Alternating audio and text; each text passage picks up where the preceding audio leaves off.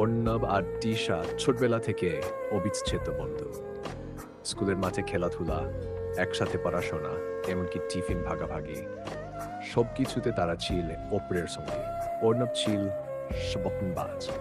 প্রায় ক্লাসে জানালা দিয়ে আকাশের দিকে তাকিয়ে বলত, একদিন আমি এমন কিছু করব, এতে মানুষ আমাকে মনে রাখে, আমার নামটা থেকে যাবে তাদের হৃদয়ে। তিশা হেসে উত্তর দিত, আর আমি থাকো তোমার পাশে, দেখবো তুমি কিভাবে তোমার স্বপ্নকে সত্যি করো। সময় গড়িয়ে গেল। এসএসসি শেষে তাদের জীবন আলাদা পথে হাঁটতে শুরু করো।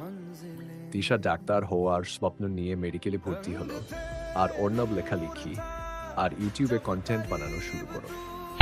বন্ধুত্বের পথ আলাদা হয়নি, যদিও দুজন ব্যস্ত হয়ে পড়েছিল নিজ নিজ স্বপ্নে। একদিন হাসপাতালে ইন্টার্নশিপ চলাকালীন তিশা টিভিতে চোখ রাখল। পর্দায় দেখা গেল অর্ণবকে বড়ে এক মঞ্চে দাঁড়িয়ে পুরস্কার হাতে নিয়ে উচ্ছ্বাসে ভরে গেছে তার মুখ। পেয়েছে তিশার চোখ ভিজে উপল আনন্দে।